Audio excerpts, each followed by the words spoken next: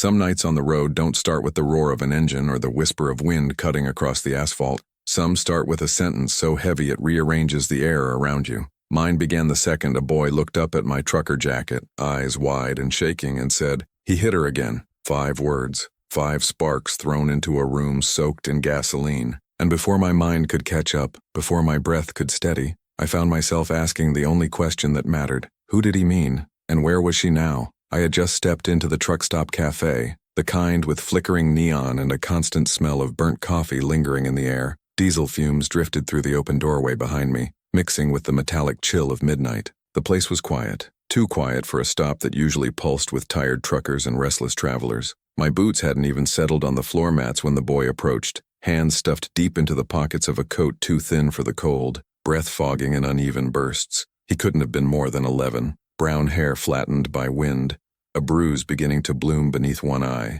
and a tightness around the mouth that didn't belong on a kid. He stared at the embroidered patch on my jacket, the one that read Harlow Transport, like it meant something, like it told him I was someone who might actually listen. "You're a truck driver, right?" he asked, voice small, hollow, not the curiosity of a child, the searching of someone desperate. I nodded slowly. "Yeah," I said. "Name's Wade." He swallowed, shoulders shaking once beneath the thin fabric of his jacket. "I'm Brinley," he whispered, then corrected himself quietly. "Bryn." His eyes darted around the room, scanning corners, shadowed booths, the doorway to the convenience aisles, looking for someone, or making sure someone wasn't there. Then his gaze locked on mine again. "He hit her again," he repeated, but this time, his voice cracked. Before I could say anything, the hum of the refrigerated cases in the back seemed to grow louder, just enough to drown out the question forming in my throat. I crouched beside him, lowering my voice. "Bryn," I said, "who are you talking about?" His breath hitched. "My mom," he whispered.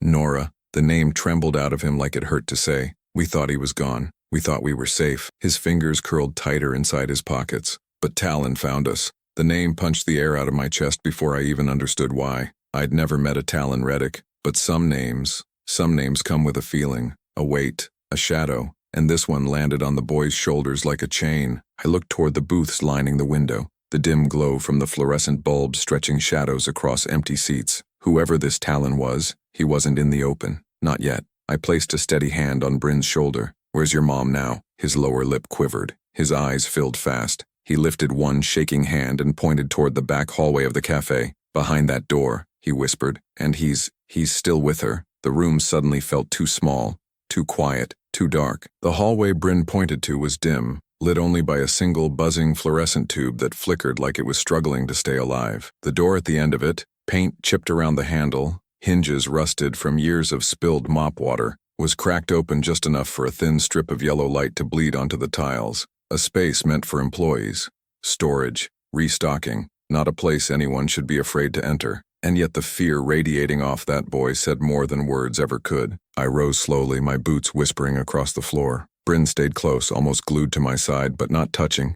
Kids like him learned early not to reach out unless they were sure a hand wouldn't pull away. I glanced toward the counter. Janelle Moore, the night shift waitress, watched us with a knowing dread. Her shoulders stiffened when she saw where we were headed. She didn't call out, didn't warn me, just gave a tiny, almost imperceptible nod. The kind people give when they've seen something too many times and can no longer pretend otherwise. As we approached the hallway, the faint murmur of voices drifted through the cracked door. Not shouting, not arguing, but one voice low and firm, the kind that makes itself dominant without needing volume. The other voice, soft, strained, barely responded. I didn't need to hear the words to understand the power dynamic. I'd seen truckers talk like that to their rigs, to their dogs, to the night shift when they were 2 drinks past sober. A tone that wasn't meant for conversation. It was meant for control. Bryn's breath hitched beside me. He told her not to make noise. He whispered, barely audible. Said if she did, we'd have to leave again. His chin wobbled. "We've already left 4 times this year."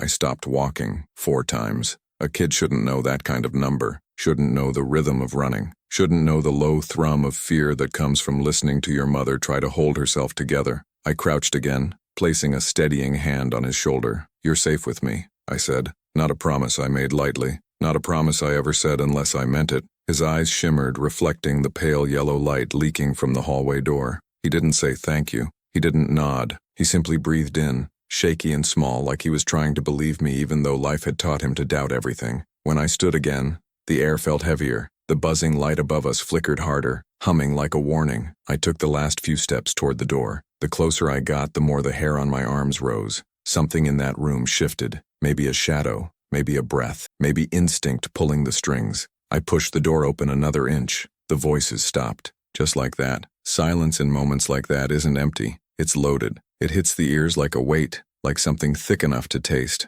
As the door stilled beneath my fingertips, the air in the storage room shifted with that kind of silence. A silence that meant someone had heard us coming, someone who didn't expect company, someone who wasn't sure whether to hide or to confront. The room beyond was small, cramped with shelves of condiments, cleaning supplies, paper goods stacked up to the ceiling. A single bulb hung overhead, casting harsh shadows down the narrow aisles. Nora Carver stood near the back wall, arms wrapped protectively around her torso, shoulders hunched like she was trying to fold herself into something smaller. Her blonde hair was messy, her breaths shallow, and her eyes, red-rimmed but alert, lifted the second she saw me, not with surprise, not even with relief, but with that look people get when hope and fear collide in the same heartbeat. Talon Reddick was only a few steps away from her, leaning against a metal shelf with the posture of a man who believes the world belongs to him. Broad shoulders, dark jacket, a stillness that didn't read as calm. It read as predatory. He didn't look at Nora when I entered. He looked at me, slowly, eyes dragging upward like he was deciding whether I was a threat or an inconvenience.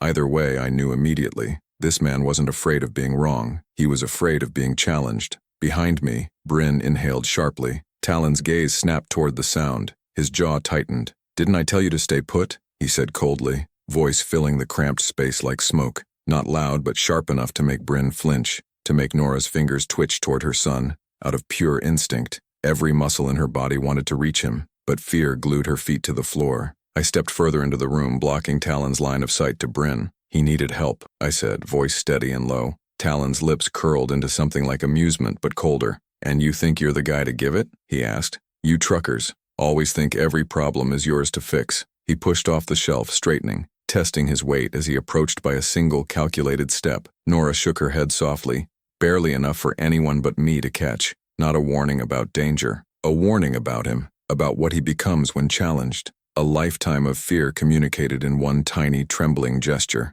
Bryn moved closer behind me, his small hand gripping the back of my jacket. "He hit her again," he whispered, this time not to me but to the room, and that was the moment Talon's expression finally cracked. The words hung in the air like shattered glass suspended mid-fall. Talon didn't move at first. He didn't blink. His jaw flexed once, twice, a muscle twitching beneath his skin as if he was chewing the inside of his cheek to keep himself from responding. His eyes snapped back to Bryn, but the boy stayed behind me, gripping my jacket tighter. Talon's voice dropped into something low and icy. "You don't repeat that," he muttered. "Not to me, not to anyone." Nora's breath stuttered. I watched her hands tremble as she reached for the nearest shelf to steady herself. She wasn't looking at Talon anymore. She was watching her son, the way a mother watches something fragile tossed into a storm. Fear wasn't the only thing in her eyes now. There was something else bubbling underneath, something tired, something done, but she still hadn't found the strength to say it out loud. Talon took another step forward, slow and measured. "You shouldn't drag strangers into family business," he said to Bryn, though his gaze cut through me like a blade. "People misunderstand. People talk." He raised his chin slightly, a gesture meant to assert dominance, to reclaim territory he felt slipping through his fingers. "And trucker," he added, his voice softening in a way that only made it more threatening. "You've misunderstood." "I didn't misunderstand anything," I said. "I listened, and I didn't raise my voice. I didn't break composure. I just planted myself between a man who'd caused too much fear and the family trying to breathe without him pressing on their lungs." Talon's eyes tightened, a small tell that he wasn't used to being spoken to that way, not by someone his size, his age, his posture. His ego wasn't built for resistance. It was built for obedience. Nora finally took a single step forward, her voice cracking as she spoke. "Talon, please," she said. No strength behind it, no conviction, just the automatic plea of someone who'd said that word too many times and hoped somehow, this time it might matter, but it didn't. Talon didn't even turn toward her. She was background noise in his mind, something he controlled and therefore didn't need to acknowledge. He looked back at me with a calm that felt like it could crack into violence with one wrong word. "This conversation is over," he said, lifting a hand toward Nora. "Come on, we're leaving." The way he said it wasn't a request. It was a ritual, a pattern, a command sharpened by habit. But Nora didn't move. She didn't step toward him. She didn't even breathe. She looked at her son, with fear, with love, with the dawning realization that for the first time someone was standing between them and the man who dictated their every step, and Talon saw it. That was the moment his face twisted, not with anger, with offense. Offense is a dangerous thing in a man like Talon Reddick. Anger burns hot and fast. You can see it coming. You can predict its flames. But offense, that hits the ego, cuts deeper, twists something prideful and poisonous. And when Talon's eyes narrowed, when his lips curled into a slow, incredulous smile, I realized he wasn't reacting to fear. He was reacting to defiance. Not mine, Nora's. He took one step closer, not enough to provoke, but enough to make the air tighten. The overhead bulb buzzed louder, flickering once as if the room itself winced. "So that's how it is now?" Talon said quietly. "You think standing behind him is going to change anything?" His tone was soft, almost conversational, but the tension threaded through it made Nora shrink back instinctively. Bryn's breathing quickened behind me. I could feel it, those rapid, uneven breaths of a kid trying to stay silent so he wouldn't draw attention, because attention had always meant danger. My hand lowered slightly, a silent reassurance that he wasn't alone. Talon noticed the gesture. His eyes flicked to where Bryn stood gripping my jacket like a lifeline, and when he looked back at me, something mean glinted in his gaze. "You don't know her," Talon said. "You don't know what she's done. You don't know what she puts us through." He said it like a script he'd recited 1,000 times. A justification polished by repetition, a lie sharpened into something he believed. Nora closed her eyes, as if each word sliced deeper than the last. Not because they were true, but because she'd spent years enduring them. I kept my voice low even. "I know what your son said." Talon's jaw twitched. "He doesn't understand. He understands exactly what he's lived," I replied. "Kids don't lie about being scared." Nora's eyes opened, glistening with a quiet, painful courage. Courage that had been battered, buried, forced into silence, and yet somehow found space to rise. She stepped forward again, half a step barely noticeable unless you were watching her as closely as I was. "Talon," she whispered, voice trembling but present. "Please stop." That single whisper, soft, fragile but defiant, hit Talon harder than anything I could have said. He turned toward her slowly, expression flattening into something cold and unreadable. "Nora," he murmured, "you don't talk to me like that. Not in front of him." The venom wasn't loud. It didn't need to be. Bryn flinched anyway. That was the moment the room shifted. The moment something inside Nora stopped cowering and started breaking free piece by shaking piece. And Talon felt it happening. Talon's nostrils flared as he stared at Nora, like he couldn't quite process the fact that she had spoken out loud. To him, not to appease him, not to calm him, but to oppose him. His fingers curled slightly at his sides, not into fists, but into something far more dangerous, control slipping through them. For a man like Talon, losing control wasn't an emotion. It was an insult, and insults demanded correction. The overhead bulb flickered again, humming like a warning. I shifted my stance just enough to draw his attention back to me, to place myself between him and the two people he'd built his life around, intimidating. "She asked you to stop," I said, calm, even. A tone meant to cool the coals before they turned into flame. But Talon wasn't listening. He wasn't even hearing me. His eyes were locked on Nora, searching her face like he needed confirmation that she'd actually defied him. When he found it, when he saw the fear mixed with something braver, his lips parted in a humorless scoff. "You think you're strong now?"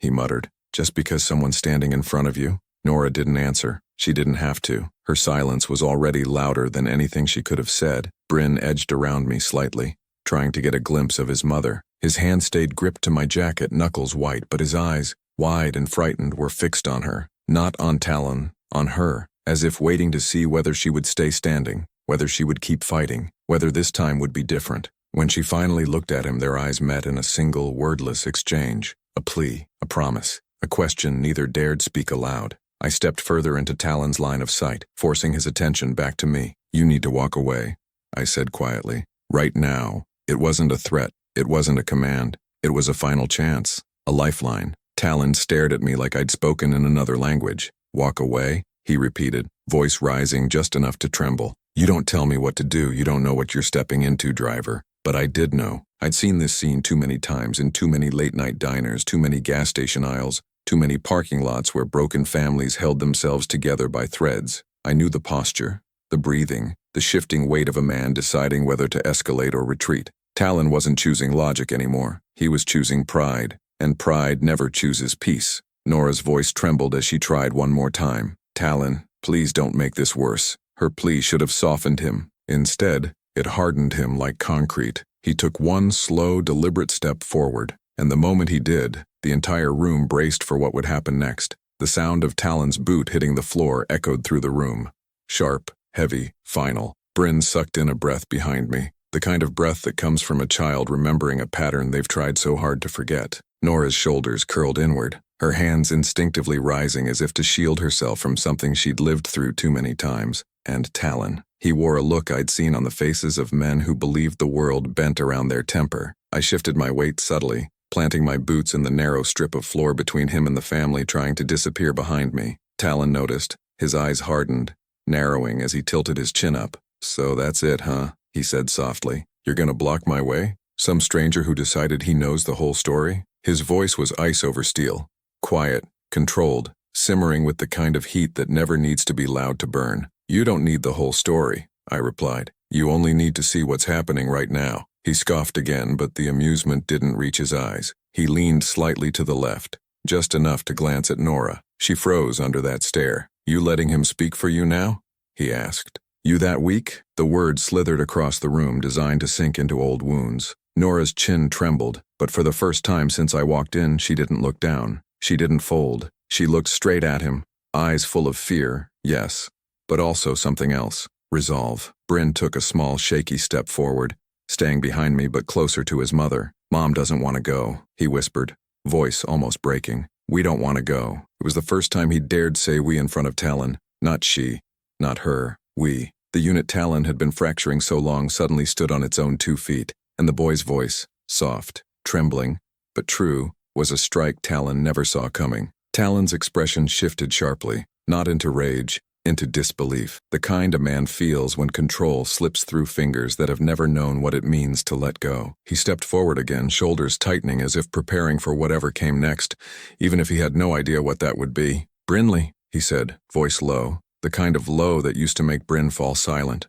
but not tonight. Bryn dug his fingers deeper into my jacket. "Stop," he whispered. "Just stop." The room stilled. Even the bulb overhead stopped flickering, settling into a steady hum as if the entire space was holding its breath. Talon inhaled, slow, sharp, offended, down to the bone. And that was the moment Janelle Moore appeared behind us, her voice cutting through the tension like cold air. "Wade, the police are already on their way." Talon's head whipped toward the sound of Janelle's voice as if someone had yanked a cord in his spine. The calm he'd been clinging to cracked instantly, splitting open into something raw and volatile. "You called the cops?" he hissed, his voice low and sharp enough to cut the air in half. Janelle didn't flinch. Her arms were crossed, her stance firm, but her eyes flicked briefly toward Bryn and Nora, softening just enough to show why she'd made the call. She'd seen enough, heard enough, and tonight, she wasn't turning away. For a moment, Talon didn't move. He just stared at her, jaw tight, breath harsh. Then his gaze snapped back to me. "You think this fixes anything?"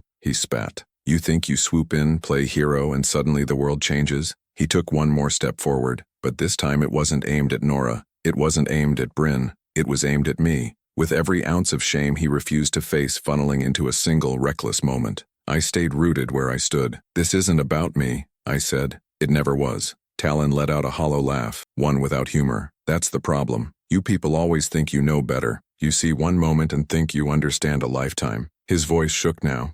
Not with fear, but with the first crack in a wall he'd built so high he believed it was unbreakable. "You don't know what we've been through. You don't know how hard I've tried." Nora's voice came quietly from behind me, soft, trembling, but clear enough to silence him. "Tried to do what, Talon?" she asked. "Control us? Hurt us? Make us afraid to breathe?" He turned toward her with a look that wasn't anger. It was disbelief, like the words she'd spoken didn't fit the script he'd written for her. Nora took a slow breath, gathering every ounce of courage she'd once buried. "You didn't try to keep us together," she said softly. "You tried to keep us small." Bryn edged closer to her, his small hand finding hers almost on instinct. Nora didn't hesitate this time, her fingers wrapped around his, anchoring him, grounding herself. And something about that simple touch, mother and son choosing each other, struck Talon like a physical blow. He stared at their joined hands as if the sight itself stole the breath from his lungs. The distant wail of sirens began to seep through the walls of the diner, low at first, then rising, growing, approaching. Talon's head turned slightly, just enough for the sound to wedge itself into the reality forming around him. His shoulders rose and fell, breath shaking with the weight of consequences he'd never believed would reach him. He stepped back, once, twice, as if the floor itself suddenly felt unstable beneath him, and for the first time that night, he didn't look in control. The sirens grew louder, curling through the night air like a warning Talon could no longer outrun. His breathing changed, no longer steady, no longer calculated. It came sharp, shallow, almost panicked beneath the facade he still tried to hold. He looked toward the exit, then toward Nora, then back at the narrowing hallway, like a man searching for a version of the world where he still had control. But the walls had closed in, and this time, they weren't bending for him. Nora stepped closer to Bryn, shielding him slightly with her body. She wasn't hiding behind me anymore. She wasn't shrinking away, waiting for someone else to speak. The presence of those sirens, the promise of someone finally stepping between her and Talon, gave her a strength I could see rising through her posture, her voice, even the way she held her son's hand. "It's over," she whispered, not to him, but to herself, and the way her voice trembled made it feel like she'd been waiting years to say those words. Talon stared at her as if he didn't recognize the person in front of him. "You think they're going to listen to you?" he said, voice fraying at the edges. "You think they won't see what you are?" He tried to shift the spotlight back onto her, tried to repaint the narrative he'd built his life around. But Nora didn't flinch. Not this time. She stood taller, even as her hands trembled. "I know what I am," she said softly. "A mother who's done being scared." Bryn's fingers tightened around hers and his small voice rose from behind her, quiet, but unwavering. "We just want to be safe." Those 5 words cut through Talon sharper than anything I could have said. His chest rose with a harsh, unsteady inhale. His lips parted, as if he wanted to argue, wanted to claim they were safe with him. But the truth was written too clearly on their faces. Fear, exhaustion, pain he'd caused and refused to acknowledge. The room held that truth like a spotlight pointed straight at him. The sirens were close now, right outside. Tires crunching over gravel, doors slamming, radio chatter slicing through the cold night.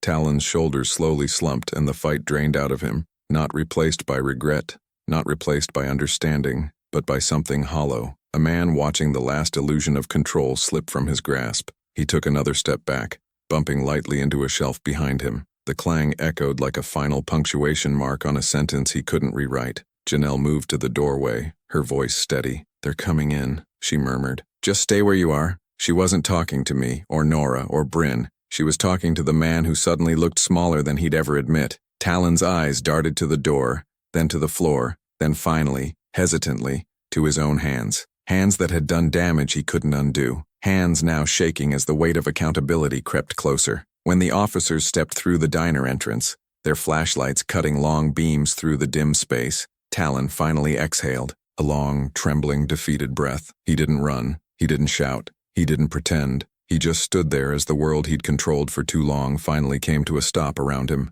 The officers moved down the hallway with calm, measured steps, their radios crackling softly. Talon didn't resist when they reached him. His hands lifted slowly, more out of exhaustion than compliance, and the moment the cuffs clicked shut, Nora's knees nearly buckled. Not from fear, not from grief, from release. From the weight of years finally loosening its grip on her shoulders. The officers guided Talon past us, his eyes flicking toward Nora and Bryn only once, just long enough to reveal a hollow mixture of confusion and anger he couldn't reconcile. As he disappeared down the hallway and out into the cold night, the silence he left behind didn't feel suffocating anymore. It felt like the first breath after being underwater too long. Nora's shoulders shook. Bryn let go of my jacket and wrapped his arms around his mother's waist, pressing his face into her side. She dropped to her knees and pulled him close, burying her face against his hair, as if making sure he was real, that this moment was real, that they weren't about to be dragged somewhere else in the dark. I stepped back to give them space,